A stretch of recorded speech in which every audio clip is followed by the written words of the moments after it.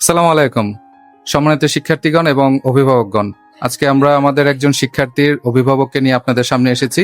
উনি ওনার ছেলে 8 পাওয়ার পরে ওনার ফিলিংসটা কি হয়েছিল উনি এটা আমাদের সাথে আজকে আপনাদের সামনে তুলে ধরবেন। আশা করি আপনারা আমাদের সাথেই থাকবেন। তো এখন আমি কথা বলছি আমাদের সম্প্রতি 8 পাওয়া ইয়াসফির আম্মুর সাথে। উনি নিজে একজন শিক্ষক। তো আমরা এখন তার সাথে কথা বলবো। আসসালামু আলাইকুম ম্যাডাম, কেমন আছেন? জি আলহামদুলিল্লাহ ভালো। আপনি আসলে শুরু থেকে আইকনের সাথেই ছিলেন। আমি যতটুকু জানি যে আপনাকে অনেকে অনেক অফার করেছিল, জি অনেক জায়গায় আপনার ছেলেকে রেজাল্টের আগে নিতে চেয়েছিল, আপনি আসলে কোথাও যাননি। আপনি আমার এখান থেকে আপনার ছেলেকে পরীক্ষা দিয়েছিলেন। সো ওর রেজাল্টটা যখন আপনার প্রত্যাশিত এলো তখন আপনার ফিলিংসটা আসলে কেমন ছিল? অবশ্যই প্রত্যেক মা বাবা চায় যে ছেলে একটা ভালো রেজাল্ট করুক, আর আমার ছেলের 8 পয়েন্ট পাওয়াটা তো অবশ্যই ভালো ফিলিংস। তো আমি ফিলিংসটা বলার আগে কিছু কথা বলতে জি, চাই জি, সবার উদ্দেশ্যে, অবশ্যই। অভিভাবকদের উদ্দেশ্যে। অবশ্যই। আসলে আমার কাছে অনেকেই অফার করছিল অনেক নামি দামি কোচিং সেন্টারে দেওয়ার জন্য। তো আমার ছেলে এবং আমরা এই আইকনকেই চয়েস করছি। আইকনকে চয়েস করার প্রথম হলো আমাদের স্যার শওকত আহমেদ আপনাকে স্যারের ধন্যবাদ। কথা না বললেই না।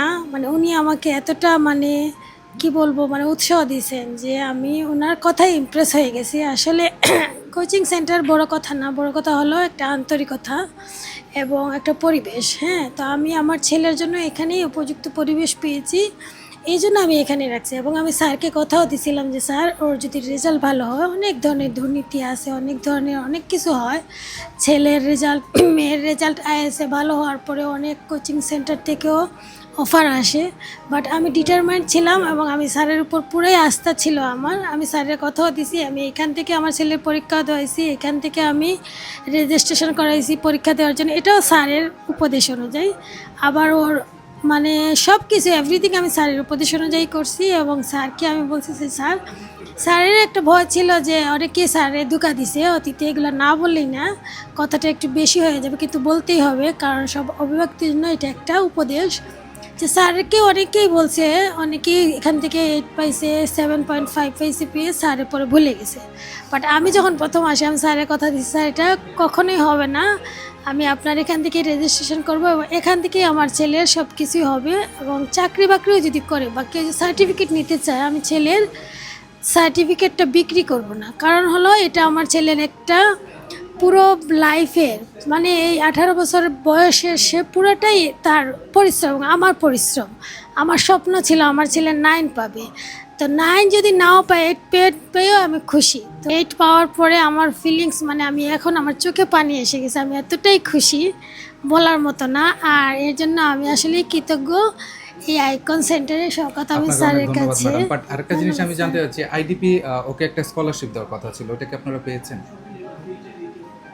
হ্যাঁ, আমি প্রথমেই আমি এটা জানতাম না, এটা শওকত যে আহমেদ এটা স্যার আমি অ্যাপ্লাই আপনার করে দিয়েছিলাম, ইয়াতে জি। জানছি, জানার পরে অ্যাপ্লাই করছে। তো গত 3 দিন আগে এটা ওরা বলছে যে এটা 20 দিনের ভিতরে আমাকে দিয়ে মাশাআল্লাহ, দিবে। তাহলে ওইটাও আপনারা ইনশাআল্লাহ পাচ্ছেন। হ্যাঁ, ওটাও পেয়ে আর যাবো। ওরা আমরা ব্যাংক জানতে পেরেছি অ্যাকাউন্ট সম্প্রতিও অস্ট্রেলিয়ার ভিসা পেয়েছে এবং এখানে একটা ভালো স্কলারশিপও পেয়েছে। সো এই ব্যাপারে আপনি যদি কিছু বলতেন। হ্যাঁ স্যার, অবশ্যই বলবো। এই ফিলিংসটা তো আরও বেশি, কারণ আমার ইচ্ছে ছিল যে আমার ছেলে স্কলারশিপ পাক। তো ইনশাআল্লাহ ওর ভিসা এভরিথিং ওর 1 মাসের ভিতরেই সব কিছু হয়ে গেছে। অবশ্যই এটার প্লাস পয়েন্ট হলো এই 8 পয়েন্ট। আরেকটা জিনিস যে আপনি বললেন যে ফিলিংস বলছেন, ফিলিংসটা তো আসলে কি বলবো স্যার, আপনি অনেক স্ট্রাগল করেছেন ম্যাম আমি ওকে এতটুকু আনার আমি ক্ষেত্রে। কিন্তু এটা আপনাকে না, আমি প্রত্যেক মা বাবাকে অভিভাবককে বলি, জি। বাচ্চা আসলে কখনোই নিজের থেকে কিছু শেখে না, মা বাবাই শেখায়। তবে প্রথম যে হাতিয়ার হলো সেটা ভালোবাসা। আমি সম্পূর্ণ ছোটোবেলার থেকে আমার ছেলের ভালোবাসা দিয়ে শাসন করছি জি।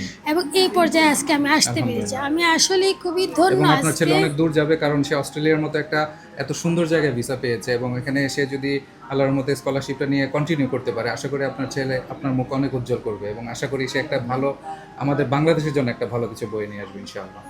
অবশ্যই স্যার, আপনি দোয়া রাখবেন। আপনার আসলে কৃতজ্ঞতা আমি প্রকাশ করে শেষ করতে আপনাকেও পারবো না। কৃতজ্ঞতা জানাচ্ছি, কারণ আপনি শুরু থেকে আমাদেরকে সাপোর্ট দিয়ে গিয়েছেন এবং আপনার ছেলেকে অনেক প্রতিষ্ঠানে নিয়ে যেতে চেয়েছিল রেজাল্টের পর, বাট আপনি যাননি, আমাদের সাথেই আছেন। সো এর জন্য আপনার কাছে আইকন পরিবারের পক্ষ থেকে কৃতজ্ঞতা জানাচ্ছি।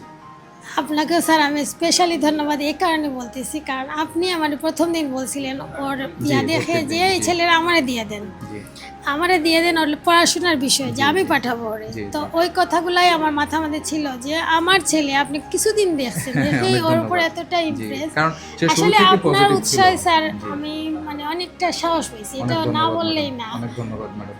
সো আজকে আপনারা জানতে পারলেন আমাদের অভিভাবকের অভিব্যক্তি এবং ওনার ফিলিংসটা, এবং আশা করি এটা আপনাদের কাজে আসবে, এবং আমাদের শিক্ষার্থীর জন্য দোয়া করবেন যেন ও ভবিষ্যতে তার অস্ট্রেলিয়াতে পড়ালেখাটা শেষ করতে পারে এবং তার উচ্চতর ডিগ্রি ওখান থেকে নিতে পারে।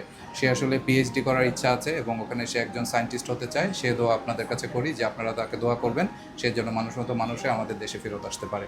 সবাইকে ধন্যবাদ আমাদের ইন্টারভিউতে সাথে থাকার জন্য। আসসালামু আলাইকুম।